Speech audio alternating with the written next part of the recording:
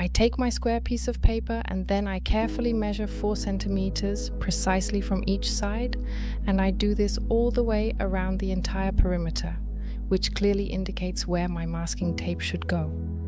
I then apply the masking tape, smoothly following the lines, and I do this all the way around evenly. And then I make sure that the paper is completely covered.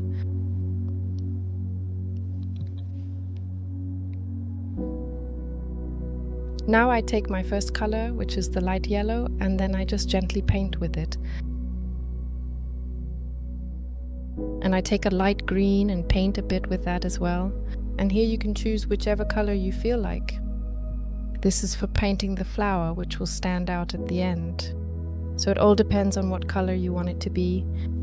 It can be quite nice to choose some light colors for this.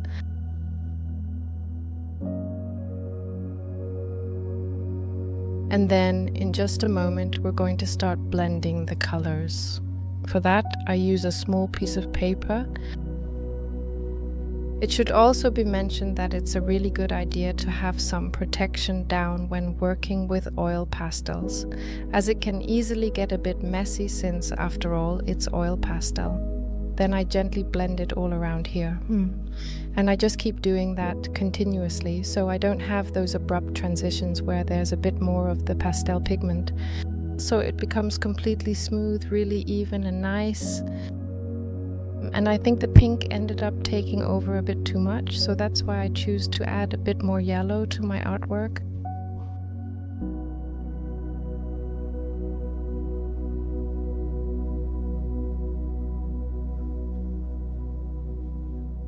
And you can just keep going like this until you feel it looks the way you want it to. And I add a bit more green and blend again. And when that's done, I actually put tape over what I just made. And I do this because we're about to make it so that the delicate flower in the middle stands out clearly with sharp lines.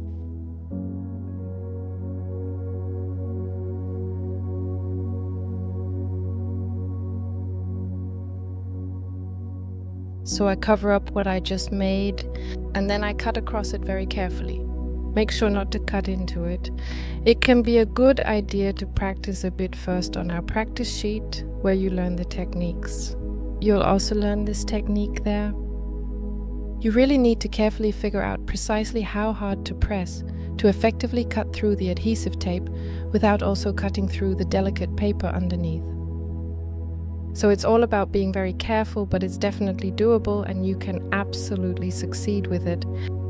It's better to press a little too lightly so you might not get it all at once and have to cut again, than to press too hard and end up making a hole in the paper. So now I've successfully done that particular step, and then I simply take my chosen dark color and just carefully paint with firm, consistent pressure, moving all the way to the very middle, right across the surface.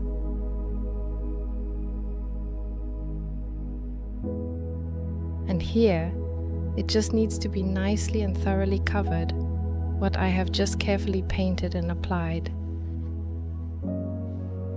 And then I take the light color because I want to have a kind of gradient effect there in the middle. And here I also paint with firm pressure, and then I do just like I did with the middle flower. I take some paper and start rubbing. And this is something you just need to work a bit with. You also need to learn the technique for that. And you also have the wonderful opportunity to practice creating beautiful gradients on our comprehensive technique sheet.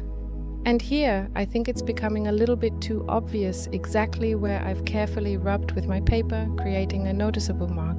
So that's why I go over it with a bit more color again. And then I blend once more with the paper to get this smooth transition. And this gives a different expression.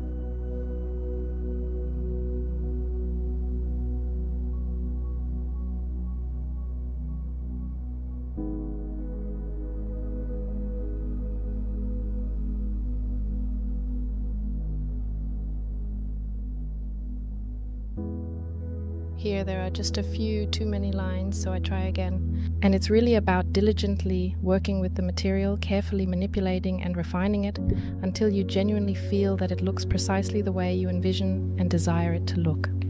Following that, I then proceed to add a little bit more of that beautiful blue pigment once again, ensuring the perfect shade and depth.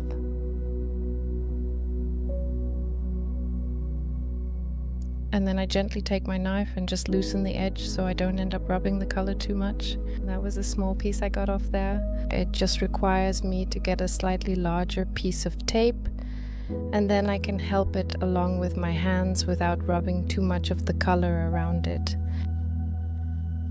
I got a bit of tape off there, and then it's really just a matter of continuing until you've removed it all. It's a really nice feeling when it just comes out razor sharp like that. And then I finish by making the stem on my flower.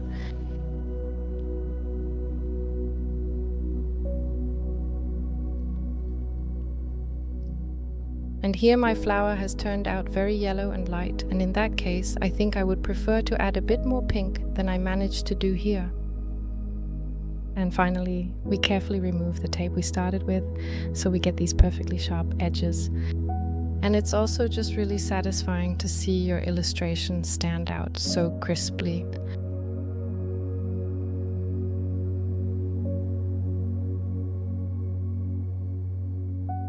So we carefully remove the edges. The masking tape. Just look at how smooth and beautiful it is with this sharp, sharp edge, which really is the finishing touch and makes everything look so nice.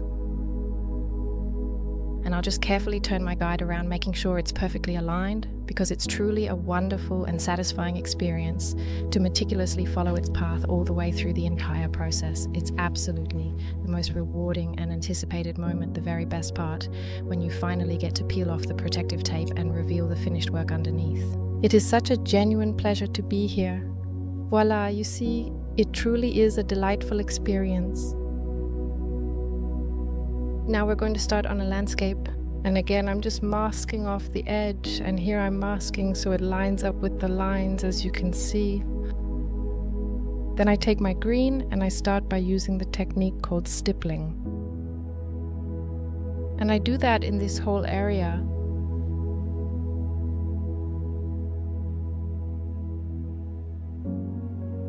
And it's a very loose technique where you get this somewhat uncontrolled look, which is quite nice.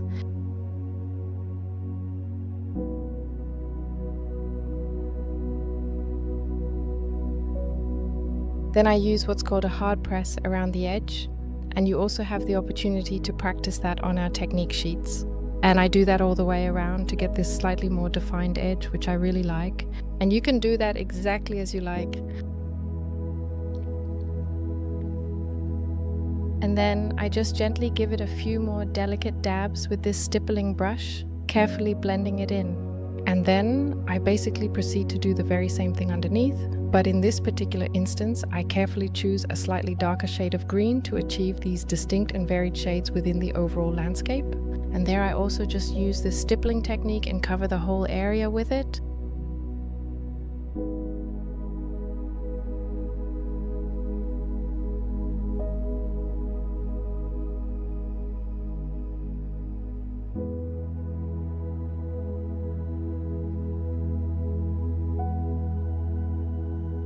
It's incredibly satisfying to feel this oil pastel just glide across the paper. And the fact that it's a bit uncontrollable allows me to let go of control a little. You just have to enjoy it. It has a life of its own and creates some really, really beautiful textures and such. Now I'm going to utilize this particular palette technique where I carefully take some vibrant color from my oil pastel by gently scraping it off onto the palette, thereby giving it a distinctly different and interesting kind of texture. Here we have what I interpret as being a little lake that I'm coloring, where I start with the light blue and this palette technique, just moving the color around, and it's fine to have a nice thick layer of color. I continue to diligently work with the oil pastel medium, and I basically just keep on going and persist until I genuinely feel that it is precisely the way I truly want it to be.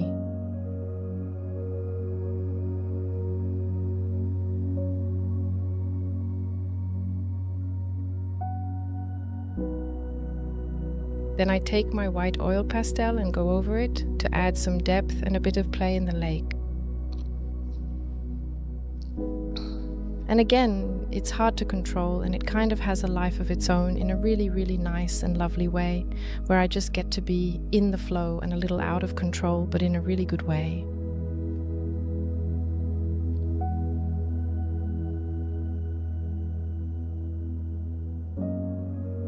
Then I will go ahead and meticulously do the sky, and for that particular section, I carefully take my vibrant pink oil pastel and once again try out this distinctive stippling technique, which I also previously used for the various green areas, and I will thoroughly fill it all in completely with that beautiful color.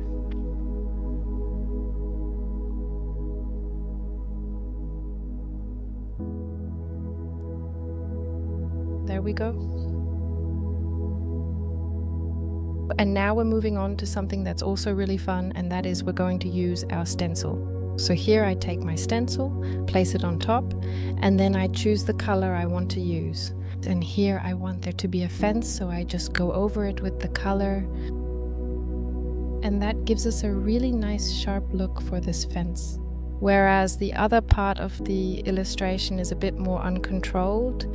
Here we have some really sharp lines that create a nice contrast to this wilder coloring. I'll do it again. I want a slightly longer fence, and you can do that exactly as you like. Or maybe you want it to be a tree standing there instead. Then that's just what you do. So it's really just up to what you think yourself.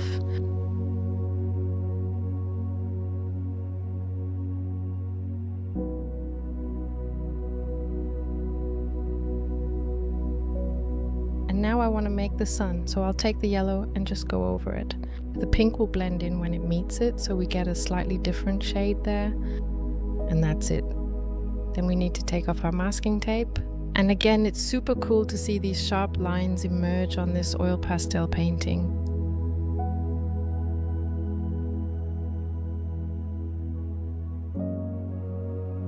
And then as you look around, you are presented with the most incredibly beautiful and breathtaking landscape imaginable. Yes, there you go. Now we're going to start with one of our more detailed illustrations, and this is this beautiful still life photo featuring a magnificent lobster, along with some fine wine, delicious cheese, luscious grapes, and even some intriguing dice. And again, I start by masking off my edges so I get these sharp lines at the end. And then I start with this masking tape technique, and I choose to do that over the wine bottle where I want the glass of the wine to stand out sharply. So I cut out where I think the glass of the wine goes. The green glass, which is often used for wine. And I cut carefully. Again, it's about not cutting too hard. We don't want to cut through the paper. We only want to cut through the tape. Sometimes it takes a few extra tries. If you're a bit too nervous about pressing too hard, it might be that you haven't pressed hard enough to cut through the tape. It just takes a bit of practice to master it. But once you do, it really creates some incredibly beautiful results.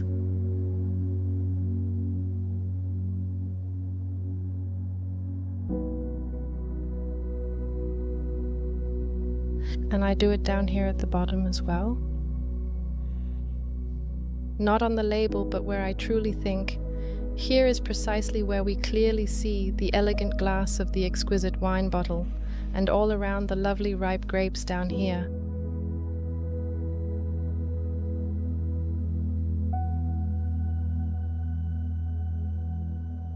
Then I carefully take it off, and after that I put it away.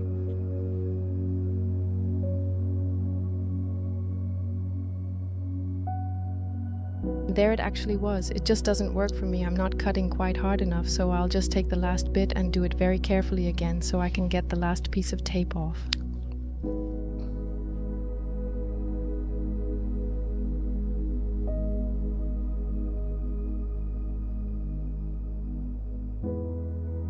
There we go. And then, with a gentle and deliberate motion, I carefully take it off, lifting it upwards from its position right here at the very top. I make sure to proceed with extreme caution and precision, ensuring that no damage occurs during this delicate removal process. So it really just needs a little extra pressure with the knife.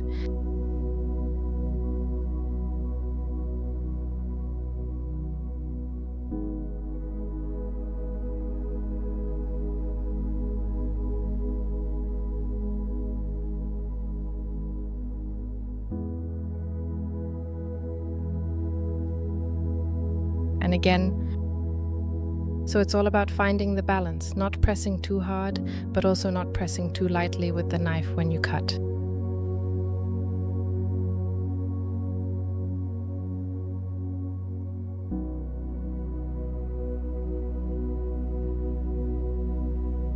And now, at this point, I'm actually ready to begin the process of coloring. And here, in particular, I want a rather kind of bottle green shade, so I'll start with my dark green and then carefully extend it outwards towards the edges and sides. I do that with what's called a hard pressure to really get a lot of color on. And this oil pastel is just so soft to apply. Even though it's called a hard pressure, it hardly feels hard at all because it's so nice to work with. Then I take my light green and work it into the center because I imagine that's where the light hits. And here I also use plenty of color because the dark green would otherwise be dominant. Then I take my paper here and start to graduate and blend. That way I get this lovely surface where you can hardly even tell it's oil pastel, which I think creates a really nice contrast when we start using some of these slightly rougher techniques.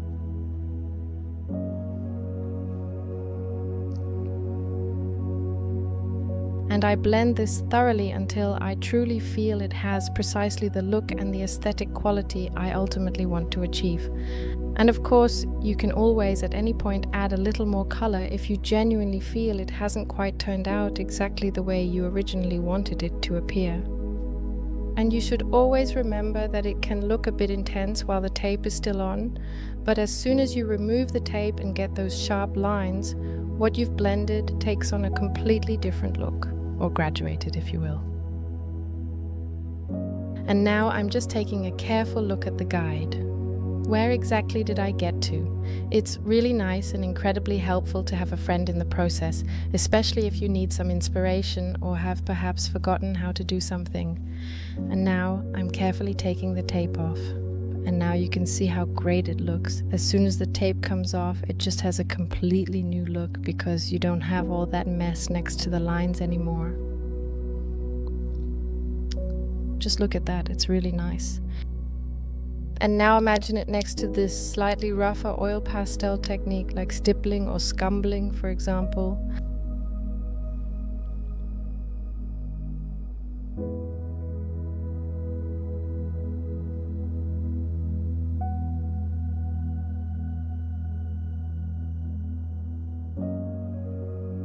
Then I take my orange color and the lobster, and I do this a bit roughly, starting with the really sharp orange and a bit out towards the edges.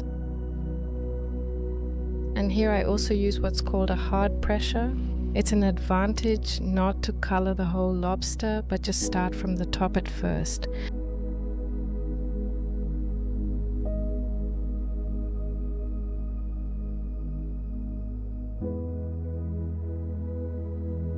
And then we start adding some other colors, so it gets a bit of a three-dimensional effect and doesn't look flat. So now I take a bit of dark yellow and add it to the lobster, just to soften the orange a bit and create some depth. And it doesn't have to be perfect. You get a really, really nice effect just by letting the oil pastel do its work, without worrying too much about staying inside the lines, because that's not what we're aiming for here. That's not the goal. We do that when we use masking tape like we did on the wine bottle. And the contrast of having something that's less outlined just creates something really, really beautiful. And here to finish off the lobster, I'm adding the white, and it's fine if it blends into the other color and blend a little into it. And for everything I paint on the lobster, I use this firm pressure which blends it in. And actually, I don't want to do anything more to the lobster for now. Now I'll start on the background, and here I'm also using firm pressure, so I've chosen to use pink. And it doesn't have to stay within the lines either. It just gives the coolest look when you let the oil pastel do its thing. Like that.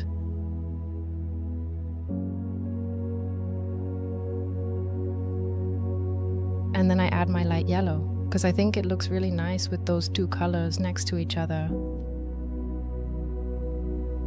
So I'm using pink, or actually not pink since I've already done that, but now I'm using the light yellow to fill in the remaining squares with firm pressure. And just while you're painting, enjoy it.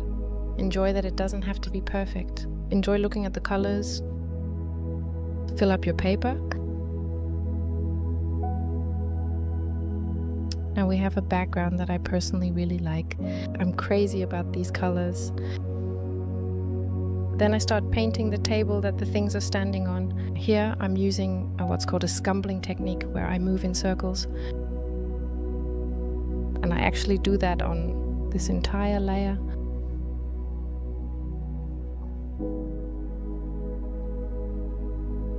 And I do it with what's called a light pressure, so I'm not pressing the oil pastel down hard. Here I'm just gently moving with a light or soft pressure, as I've called it in the technique guide.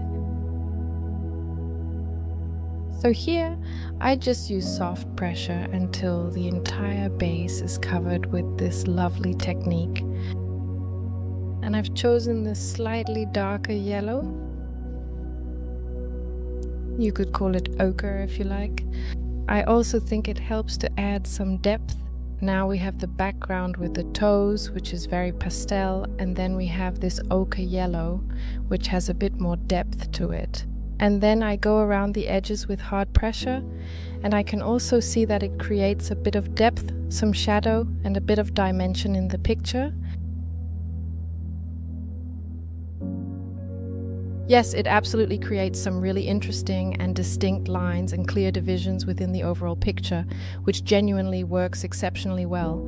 I am just using this quite firm, hard pressure on some specific areas of it. Now, what I really want to do is carefully paint my palette knife stick, so to speak, to get the desired effect.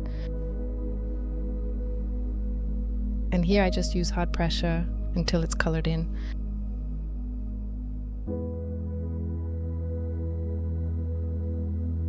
Then I take the grapes. Here I use this very light green for my grapes. And here I also just use hard pressure. And I'm not focused on staying within any lines. It's okay if it's a bit random. At the same time, it's more or less within where it's shown.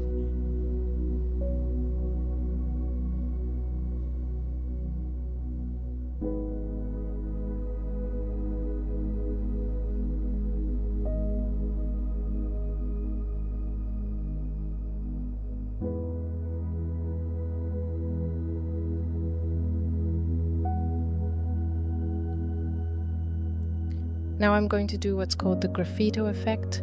Here I start with a light color. In the guide, I actually started with a dark one, but that complicates things quite a bit. So that's why starting with a light color and then adding a dark one on top is always a good idea when working with graffito. And I blend my first layer a bit.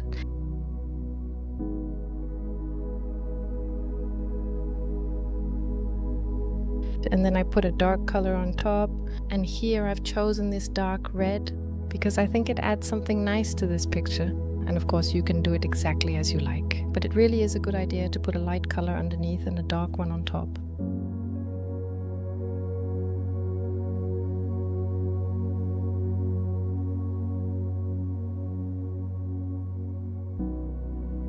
Then I take my scraping stick and move it upwards. I wipe it off every time I've made a line. Then you can see that the layer underneath appears. I'm just making some lovely, vibrant stripes, and you can absolutely do it exactly as you personally like, whether it's charming checks or something entirely different and unique. I'm carefully making these really nice bright pink stripes because I truly and deeply like the beautiful red and the cheerful pink together so very much. And this could be imagined as a little tablecloth lying here. Now I'm about to make my wine. And for that I take the light green and use what's called a hard pressure where I imagine the wine is. And then I add a bit of white on top because I think it turned out just a bit too light green. So you can always blend a bit of color there. And then I tried to create a bit of a glass effect by adding the blue in like this. And I think that's a bit too blue as well, so I add some white. It's really about blending, where it's blending with hard pressure, which is also one of the exercises in the technique. So you get a bit of that glass feeling.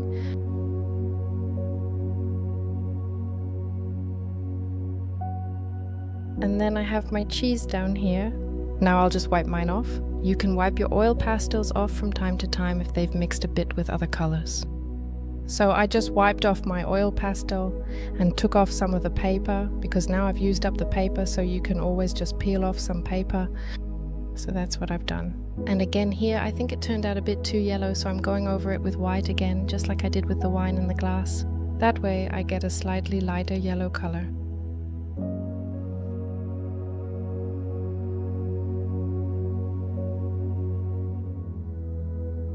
Finally, I take my trusty black marker and roughly sketch the very top of the bottle with it. I deliberately don't color in the entire thing because that can often be a bit too harsh and visually jarring to look at, but instead I just gently shade all around it with the black marker, creating a softer effect. And I do precisely the same on the label itself, also applying firm pressure, which is exactly what I am doing here as well. Then, to complete the look, I finish by pretending I've skillfully written something. Personally, I truly think it looks quite nice and adds a charming touch. And then, of course, the distinctive lobster's eye. And now, after all these steps, we actually have a truly finished picture, just the way I had originally envisioned and wanted it to be. You can really do whatever you want with colors and techniques. The only limit is your imagination. This is just my take on what you could do and the way I like it, but there are definitely plenty of other possibilities. So I truly hoped you thoroughly enjoyed following along with me and watching the beautiful oil pastels at their creative work, and that you now feel genuinely inspired and truly encouraged to try this wonderful artistic medium out for yourself. Perhaps we can even do it together, step by step, in the very same order as presented here. And now here are the absolutely finished pictures, ready for your viewing pleasure.